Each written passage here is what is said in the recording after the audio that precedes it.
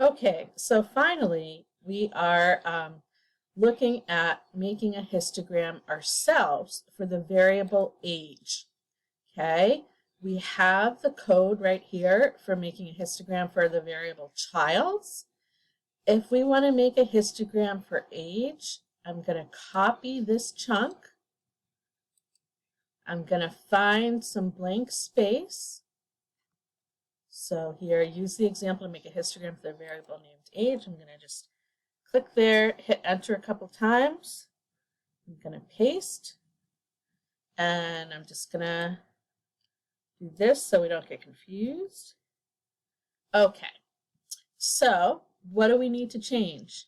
And this is a good example for you when you're doing your at-home learning review and you need to make a histogram for an interval ratio variable. You can use that original chunk, but we're going to not have child's as our variable anymore. We have age. And I don't really care about the colors, but I don't know. Let's play. Let's make it pink. You can make it any color you want. I actually don't know if every color exists or if you would get an error message if you were doing a color that our studio didn't recognize, but I'm going to do that. Purple. Okay, so a couple decisions to make. Bin width. This is how wide each of these bars is. With age, age is measured in years. If we set the bin width to 1, each year is going to have its own bar or bin. That should be fine. We'll try it that way and then we'll see what happens. We might want to change it to be 10 years or 5 years. But for now, we'll just do 1. We're going to leave that as it is. That tells our studio that we're going to have a percentage on our y-axis of our graph. Okay, so now we need to change the title because it's no longer about number of children ever born. It's just by age. And then our variable over here, age. Okay, let's run this. Okay. Here's what mine looks like. And again, a couple of things you want to notice. So age, if you remember that variable from the General Social Survey, it starts at 18 because we're only looking at adults, and it goes up to 89, and that last category is 89 or older. So that's why this final bin is taller, because it's everyone who's 89, 90, 90, all the way up to however the oldest person is. But if you look at this overall shape, you can see that as age goes up, the percentage of people who are that age goes down. So you would want to talk about that, the overall shape of the distribution, if anything else sticks out to you in talking about this sociologically, you could do that as well. And so that is an example of how you would make the histogram. And again, let's make sure to save. And then down here, I just have a little list of tips that you want to think about when you're making your own graphs, either for the learning review or for the midterm project.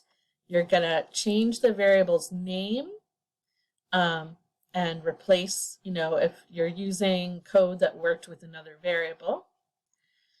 You can play with the colors. You want to make sure you have a good title, title case, proper spelling.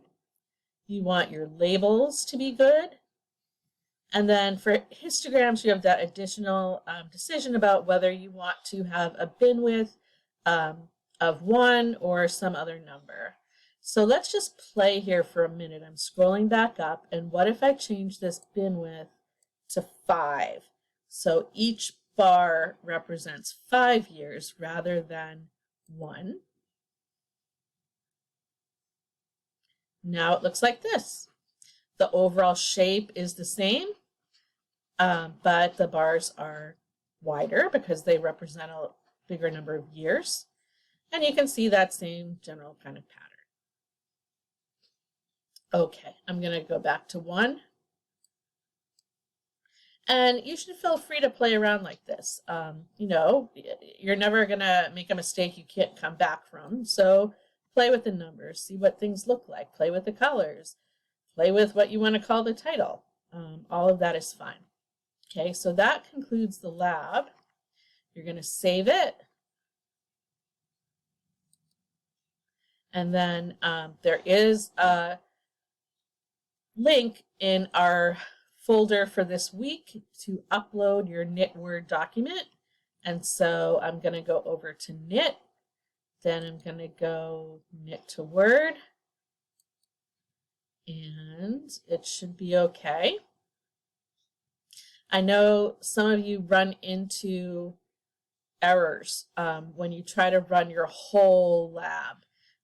If that is the case and you can't get the whole thing to knit, another option that I would say is acceptable for you to do is, let me just clear out of this, okay, is just to show that you did the lab, take that final histogram that you made, copy and paste that into its own Word document, and upload that to the link. And let me go back and show you the link. It's in the folder, and it's an assignment, right? Upload your knit Word document here. And then we have all the other assignments for this week as well. So that concludes the lab information. And if you have any questions, please let me know.